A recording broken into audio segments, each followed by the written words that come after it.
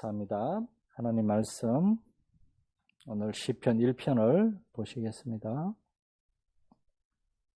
하나님 말씀 시편 1편입니다. 구약 성경 딱 중간에 시편이 있습니다. 시편 1편을 한번 더 읽겠습니다. 1절에서 6절까지 교독하시겠습니다. 복 있는 사람은 악인들의 꾀를 따르지 아니하며 죄인들의 길에 서지 아니하며 오만한 자들의 자리에 앉지 아니하고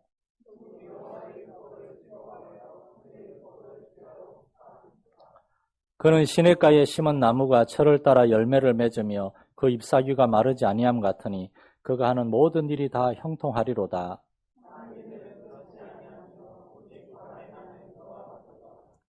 그러므로 악인들은 심판을 견디지 못하며 죄인들이 의인들의 모임에 들지 못하리로다.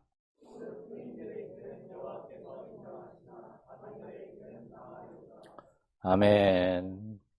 오늘 빨간 날인데 저쪽에서 명절이죠. 지금 벌써 행진을 준비하고 난리 났더라고요. 그냥 막 장사진을 치고 있고 덕분에 우리는 하루 또 이렇게 일한 분도 있지만 또 많은 성도들이 하루 또 휴식을 하고 저녁에 함께 예배에 오신 여러분을 또 온라인으로 예배하는 여러분도 환영합니다. 자꾸 빼져먹으면 참 온라인으로 예배하는 성도들 실망할까봐 오늘 시편을 두 번째로 이제 공부하면서 먼저 여러분에게 소개하고 싶은 단어가 하나 있습니다. 적확이라는 단어입니다. 적확. 일반적으로 대화 중에 잘 쓰이지 않는 단어죠. 관역 적자에 굳을 확자를 써서 적확이라는 말은 관역에 정확하게 꽂힌다는 말인데 어떤 일에 대한 어떤 묘사나 판단을 올바로 하는 것을 적확. 저는 설교를 준비하면서 성경을 연구하면서 종종 이 단어를 마음속에 떠올리곤 합니다. 나는 과연 하나님의 말씀을 적확하게 하나님의 뜻이란 게 있는데 거기에 정말 최대한 가까이 가기 위해서 충분히 묵상하고 기도하면서 연구하고 있는가? 그러다가 이 질문은 이렇게 발전을 합니다. 나는 하나님의 말씀을 연구하고 전할 뿐만 아니라 그 하나님의 말씀을 따라서 나의 삶이 먼저 적확하게 그렇게 정말 살아가고 있는가?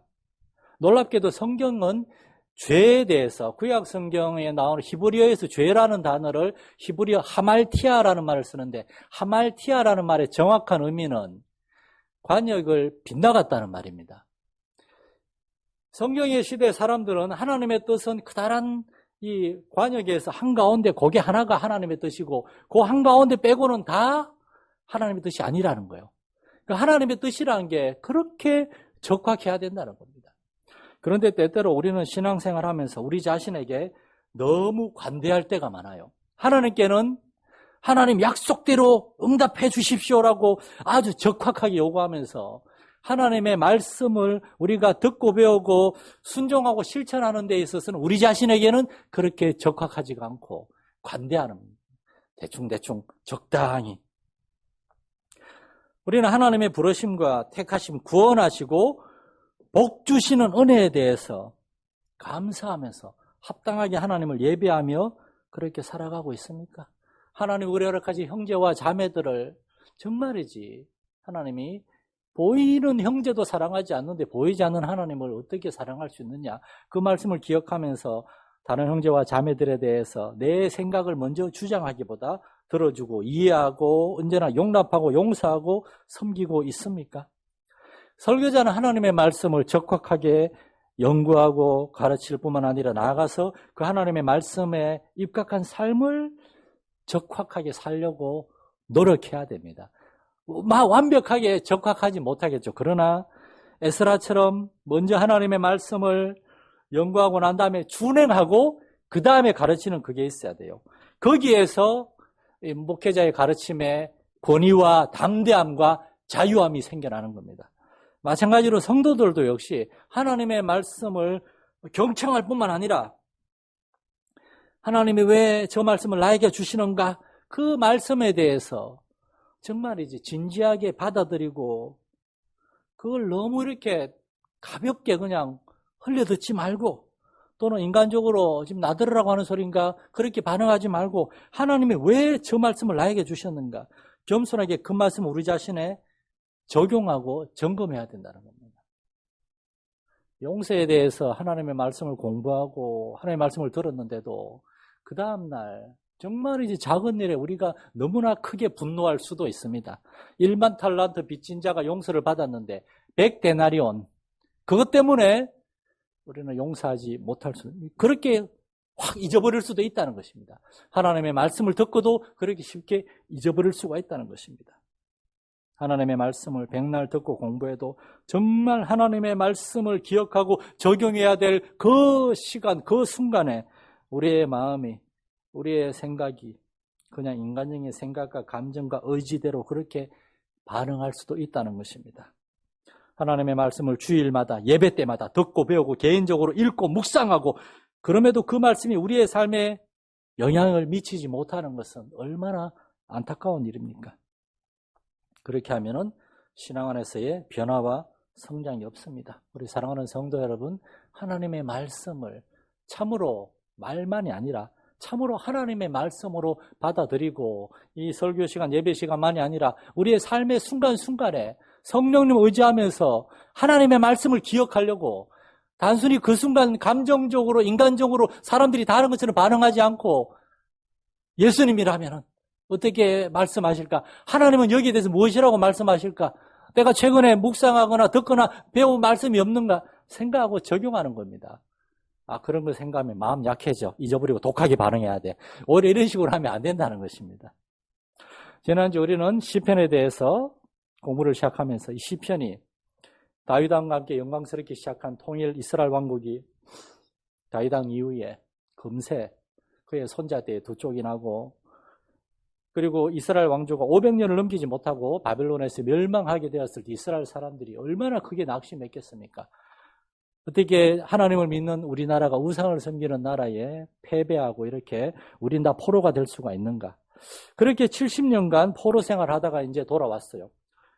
가나안 땅 예루살렘에 와서 예루살렘 그 시온산을 올라가는데 멀리서 보니까 성벽은 다 무너져 있고 성전도 70년 동안 처음에 바벨론의 느부갓네살 왕이 다 약탈해가고 그 다음에 70년 동안 온갖 이방 사람들 느헤미야에 보면은 예루살렘에 아라비아 사람까지 와 있다 그러잖아요. 암몬 사람, 모압 사람, 에돔 사람 많을 거고 저 바닥은 아라비아 사람들까지 와가지고 거기서 터줏대감 노릇을 하고 있고 그렇게 폐허가 된 이스라엘과 예루살렘을 보고 완전히 절망이 빠진 겁니다.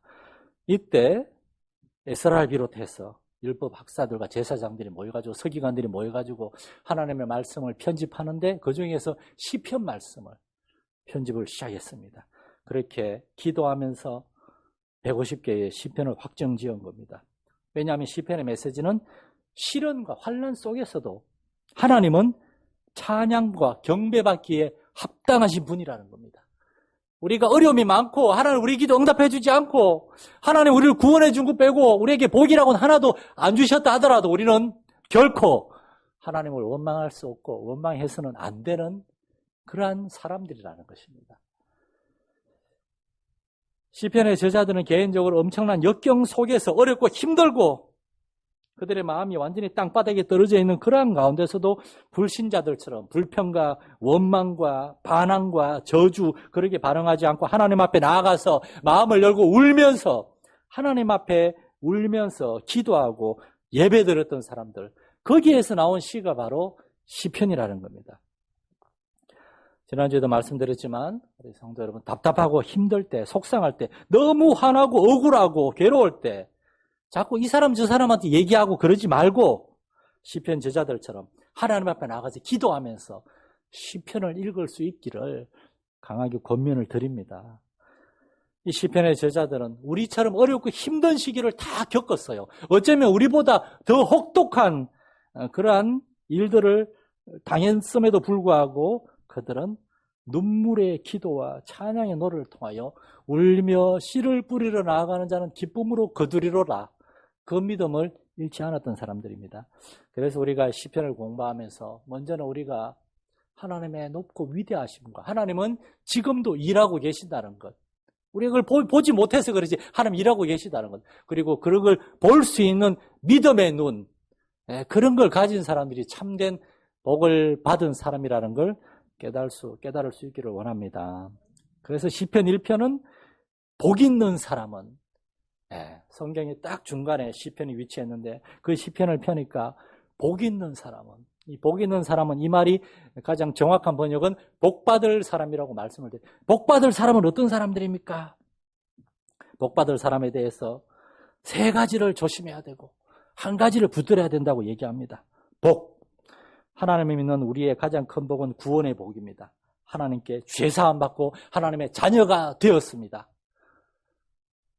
저를 비롯하여 여러분 모두가 아시고 존경에 맞이하는 영국의 마틴 로이드 존스 목사님은 그렇게 얘기했습니다. 오늘날 교회가 가장 긴급하게 필요한 것은 우리가 구원받은 하나님의 자녀라는 가장 기본적인 믿음, 확신입니다.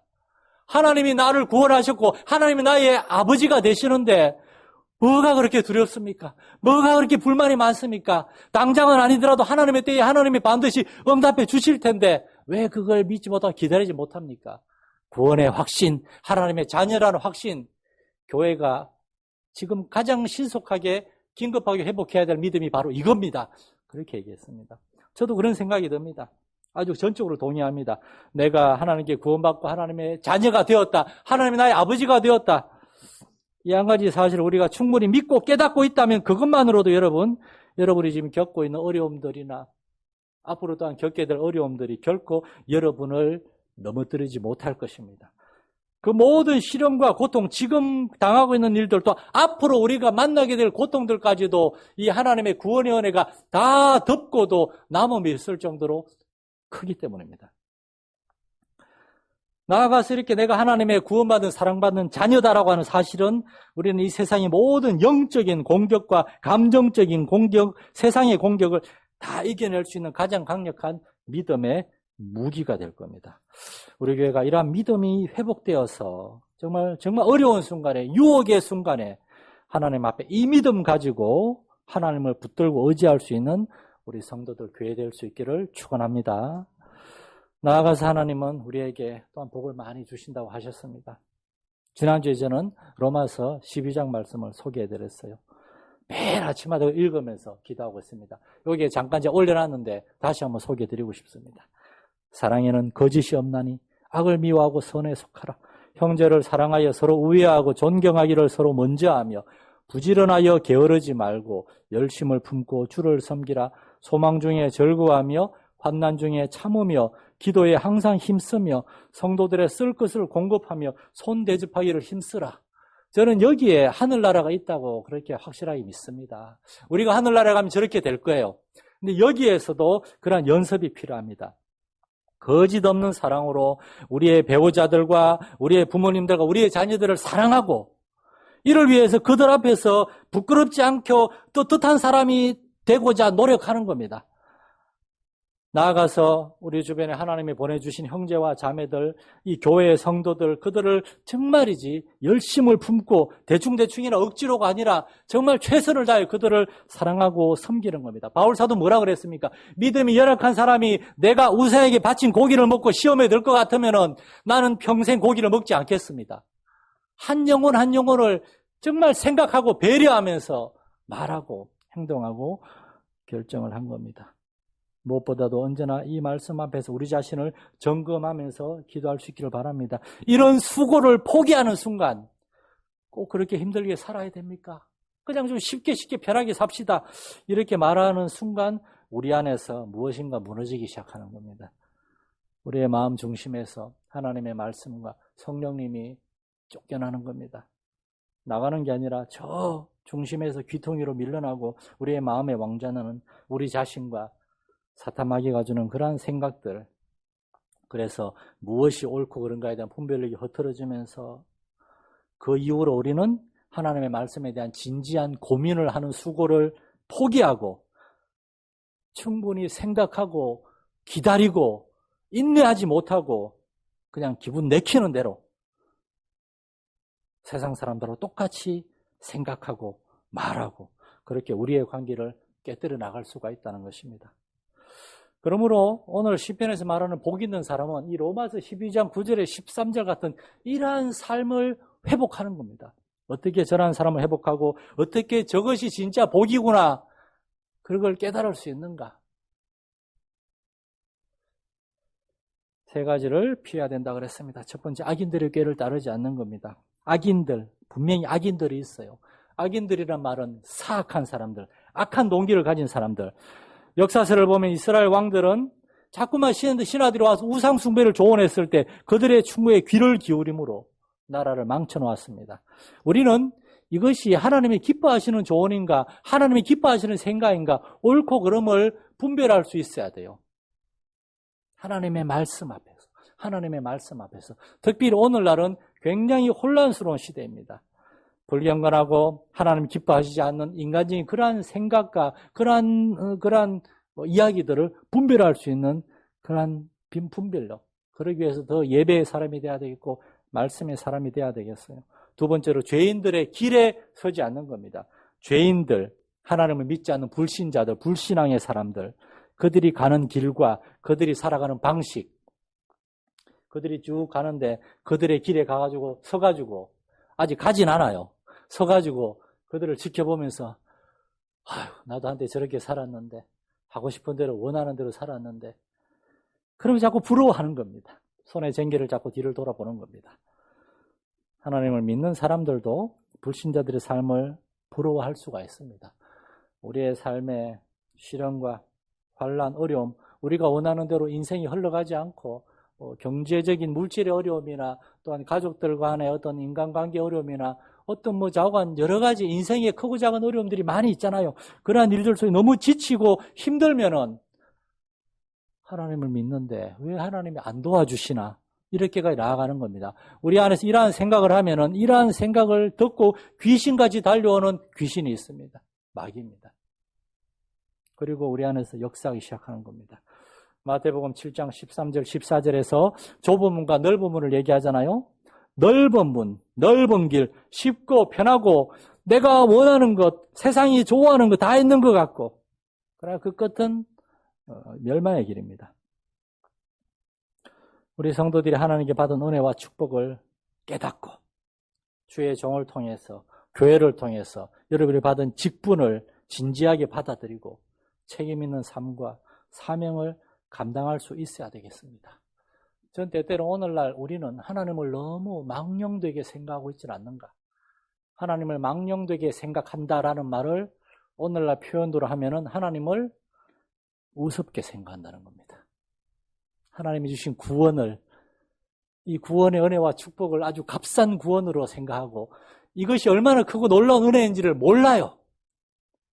그리고 하나님께 받은 은사와 직분을 잊어버리고 이거 있어도 그만 교회 전부 다 집사인데 그렇습니까 여러분?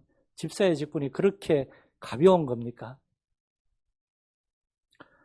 하나님은 다 보고 계시고 다 듣고 계시고 우리 마음의 깊은 중심을 다 알고 계십니다.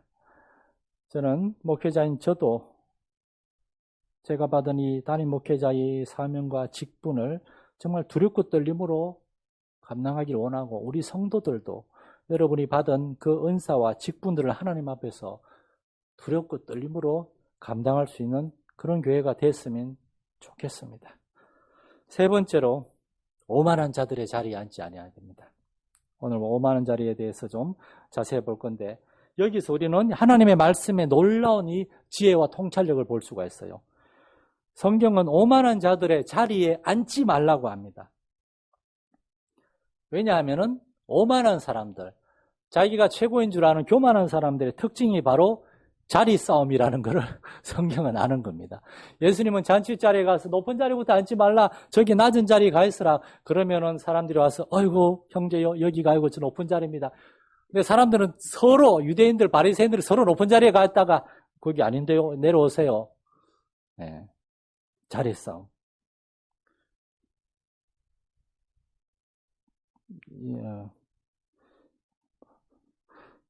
나중에 우리 교회도 그렇게 되면은 그런 일이 저는 없을 거라고 믿지만은 장로님들 많은 교회에서 주보에 장로님들 이름 쓰다가 순서 틀리게 쓰면 난리 나는 거 아시죠? 장로님 와가지고 주보 맞는 사람 누굽니까?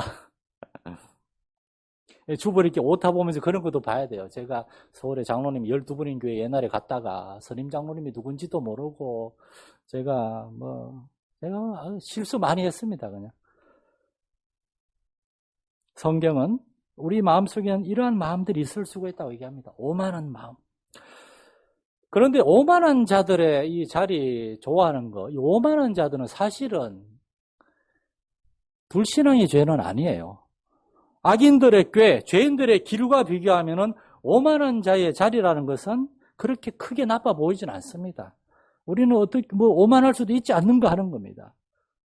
그런데 성경에서 여기서 주목하는 것은 오만한 자들처럼 나도 높은 자리에 앉고 싶다 하는 그러한 마음, 우리의 마음의 중심과 동기에 대해서 이 시편을 펴는 얘기하고 있는 겁니다. 그러면서 오만한 자, 이것이 특별히 하나님을 믿는 우리에게 있어서 얼마나 중요한 일인가. 오만하다라고 하는 말은 히브리어 단어 루츠라고 하는 말인데 그 정확한 번역은 경멸하는 사람, 비웃는 사람 그런 뜻입니다. 신약 성경에서 이 오만한 자들을 헬라어로 번역했고 그 다음에 그것이 영어로 번역했는데 영어 번역은 모크라고 돼서 모크라는 말도 비웃는 사람, 조롱하는 사람이란 말이에요. 높은 자리에서 다른 사람을 비웃고 조롱하고 경멸하는 사람, 이게 오만한 자들의 자리. 옛날 왕들의 시대 계급 사회는 굉장히 심했겠죠. 오늘날의 시대에도 그러한 보이지 않는 그러한 계급이 존재하고 있습니다. 우리의 마음속에는 언제나 나는 나를 높이고 나보다 나를 낮은 사람에 대해서는 비웃고 깔보는 마음이 있을 수 있어요. 나아가서 나는 언제나 옳고 다른 사람은 틀렸다라고 하는 생각이 있을 수도 있다는 것입니다. 그러니까 얘기를 들으려고 하지 않고 자꾸만 말하고 가르치려고만 하는 거예요. 옛날에 어떤 사람이 기독교인들을 말 잘하는 말쟁이라고 했는데 너무 부끄러웠어요. 목회자인 저도 사적인 자리에서는 저는 강단에서 많이 이야기하니까 사적인 자리에서는 성도들 이야기를 좀 많이 들으려고 하는 편입니다. 성도들이 목사님도 뭐라고 얘기 좀 하세요. 이렇게 왜 저만 얘기합니까? 저는 항상 얘기하니까 여러분 만나면 들어야죠. 그런데도 저도 사실은 말 많은 사람 편에 들거든요. 우리가 얼마나 이렇게 말하기를 좋아합니까? 들어야 됩니다. 성경은 우리에게 겸손한 마음으로 입을 좀 닫고 자꾸 높은 자리에 가지 말고 낮은 자리에 가서 사람들이 이야기를 들으라고, 그들의 마음을 헤아리라고. 교회는 언제나 이러한 유혹을 주의하고 점검하고 또 점검해야 됩니다. 종종 사람들은 돈 많고 높은 자리에 있는 사람들과 그들과 만나고 가난하고 작은 교회 목회자와 성도들은 깔보고 무시하고 합니다. 지방에만 가도 작은 교회 목사님들이 발언할 때 되면 시끄럽고 듣지도 않습니다. 큰 교회 목사님하고 장로님들이 얘기할 때는 다 경청하고, 그러니까 저 같은 사람은 말을 못해요. 할 말도 없고. 목회자나 선교사라고 하는 사람들이 가난한 사람들의 초대에는 응하지 않고 돈 많고 지위가 있는 사람들의 초대에는 응하는 모습들, 선교지에서부터 얼마나 많이 봤는지 모릅니다. 예수님은 죄인들과 함께 식사하고 주로 대화하는 걸 좋아하셔가지고 죄인들의 친구라는 그러한 별명을 받으셨는데, 오늘날 교회 목사님들은 크고 힘 있는 사람들이 모여서 조찬 기도회를 합니다. 한 끼에 10만 원, 20만 원 하는 그 동네에서 제일 비싼 호텔에 모여가지고 조찬 기도회 합니다. 저는 매년 기도합니다. 저놈의 조찬 기도회 없어지게 해달라고. 그리고 그렇게 가장 비싼 호텔에 모여서 한 끼에 몇십만 원 하는 비싼 음식을 첫 잔을 빼겠습니다. 먹으면서 가난하고 소외된 영혼들에게 어떻게 복음을 전할까 논의한다고 하고 있습니다. 얼마나 웃기는 짬뽕입니까? 우리가 피해야 할 것 세 가지. 악하고 불의한 동기를 가진 사람들 분별할 수 있고 조심해야 되겠고, 하나님 없이 세상이 전부인 것처럼 살아가는 사람들의 길과 그들의 사는 모습을 부러워하는 마음 조심해야 되겠고, 세 번째로 하나님 앞에서 겸손하고 또 겸손할 수 있어야 되겠습니다. 작은 자들을 언제나 사랑하고 존중하며 섬기는 그러한 삶, 그러한 교회가 돼야 돼요. 왜냐하면 우리 자신이 그러한 작은 자였기 때문에. 네 번째로, 그렇다면 어떻게 하면 복받을 사람이 될 수 있을까요? 한 가지를 붙들어야 됩니다. 한 가지를 취해야 돼요. 바로 하나님의 말씀을 붙드는 겁니다. 우리가 피해야 할 것은 세 가지인데 붙들어야 될 것은 한 가지입니다. 신앙생활은 그만큼 단순하고 명료합니다. 2절 말씀에 오직 여호와 율법을 즐거워하여 그의 율법을 주야로 묵상하는 자, 이러한 사람이 복받을 사람이라는 겁니다. 하나님의 말씀을 즐거워하고 그래서 그 말씀을 날마다 묵상하는 것. 하나님의 말씀을 즐거워한다. 이 말은 무슨 말인가 하면은 하나님을 사랑하고 하나님을 경외한다는 말입니다. 그냥 사랑만 하는 것이 아니라 사랑하는 하나님을 존중하고 높인다는 겁니다. 저는 우리 청년들한테도 그런 얘기하지만 우리 학생들한테도 그런 얘기합니다. 나중에 애인을 만나면 그 남자친구, 여자친구가 너를 얼마나 존중하는가, 너를 귀하게 생각하고 이렇게 잘 존중하는가, 그걸 보라고. 너한테 함부로 말하고 함부로 대하는 놈은 일찌감치 그냥 차버려야 된다고. 사랑에는 존경과 경외심이 있어야 돼요. 하나님을 사랑합니다. 그런데 내 마음대로 살아요. 하나님을 경외하지 않는 겁니다. 그렇다고 하나님을 경외하고 무서워하고 그렇게만 하라는 게 아니라 하나님을 사랑하고, 그래서 하나님을 그만큼 중요하게 생각하기 때문에 하나님의 말씀을 읽고 들으려고 그러고 그 말씀을 즐거워하고. 2절 말씀이 핵심입니다. 나머지 3절에서 6절은 그 결과입니다. 하나님의 말씀을 즐거워하고 그 율법을 주야로 묵상하고 순종할 때 나타나는 삶의 열매들과 그렇지 않을 때 나타나는 삶의 결과들. 우리는 결과에 대해 너무 집중하는데 결과와 열매는 사실은 저절로 일어나는 거예요. 우리가 율법을 즐거워하고 그의 율법을 주야로 묵상하면은 그런 사람들은 시냇가에 심은 나무처럼 철을 따라 열매를 맺고 그 잎사귀가 마르지 아니하고 그가 하는 모든 일이 다 형통할 것이라고. 형통할 것이라고. 그러나 우리가 말씀을 즐거워하지도 않고 그 말씀을 붙들고 묵상하는 수고와 열심을 내지 않고 그냥 살아가면, 여러분 지금 우리는 불신자들에 얘기하는 건 아닙니다. 하나님을 믿는다고 하는 사람들, 하나님의 말씀을 듣는 사람들, 그런데 하나님의 말씀을 즐거워하지 않고, 왜냐? 하나님을 그만큼 사랑하고 하나님을 경외하지 않기 때문에, 하나님을 우습게 여기기 때문에 하나님의 말씀도 그렇게 우습게 여기고 그렇게 살 경우에 4절 말씀에 우리는 악인들처럼 바람에 나는 겨와 같게 되는 겁니다. 이 말씀은 정확하게 마태복음에 예수님의 산상수훈의 결론, 마태복음 7장 후반절에 예수님이 하신 말씀과 동일합니다.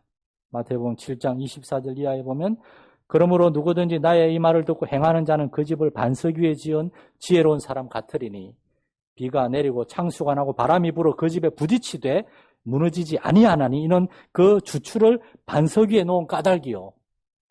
나의 말을 듣고 행하지 않는 자는 그 집을 모래 위에 지은 어리석은 사람 같으리니 비가 내리고 창수가 나고 바람이 불어 그 집에 부딪힘에 무너지고 그 무너짐이 심하니라. 시냇가에 심겨진 나무, 열매 맺고 언제나 잎사귀가 푸른 이 싱싱한 이러한 나무, 이거는 아주 그냥 반석 위에 세워진 견고한 집과 같습니다. 반석 위에 이렇게 땅을 파자면 얼마나 힘들겠습니까? 겨울에 땅 파기만 해도 힘든데 반석 큰 바위를 깨고 거기다 기초를 넣었으니까 얼마나 힘들겠어요. 신앙생활 그렇게 해야 된다는 겁니다. 열심을 내야 된다는 겁니다. 그러나 바람에 날리는 겨, 모래 위에 세워진 집, 쉽게 대충 하나님의 아들 이 땅에 오셔서 사람이 되셔서 아기로 태어나셔서 자라는 모든 과정을 우리와 똑같이 체휼하시고 그냥 말씀으로, 자, 나를 믿는 자 용서하겠다, 안 믿는 자 지옥, 그렇게 하는 말씀으로 하실 수도 있잖아요. 그런데 직접 오셔서 성육신 하셔서 그 모든 우리의 낙함을 채우라는 수고를 다 겪으셨는데, 우리는 하나님을 믿는다고 하면서 너무나 쉽게 믿음이란 단순하고 명료합니다. 그러나 하나님을 섬기는 삶은 결코 쉽지 않습니다. 하나님들의 나라에 들어가면 많은 시련과 환난을 받아야 되고 시험을 통과해야만 합니다. 그러나 우리가 하나님을 사랑한다면 우리는 하나님의 말씀을 사랑할 것이고, 우리가 하나님을 경외한다면 하나님의 말씀을 무겁게 받아들이고 그 말씀을 날마다 읽고 묵상하고 그 말씀에 순종하려고 할 것이고, 여러분 이렇게만 하면 됩니다.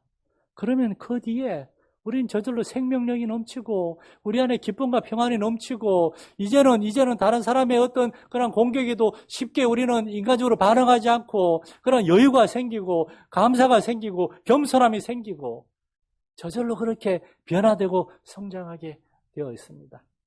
우리 사랑하는 성도 여러분이, 우리 마산전립교회가 이 시편 말씀처럼 피해야 될 것을 피하고 분별하고 피하고 취해야 될 것 한 가지를 붙들기 위해서 열심을 품고 주를 섬김으로 하나님을 사랑하는 사람, 하나님을 경외하는 사람, 하나님의 말씀의 사람들이 되어서 이러한 놀라운 복을 받을 뿐만 아니라 삶이 형통케 되는 은혜와 축복이 있기를 간절히 축원합니다.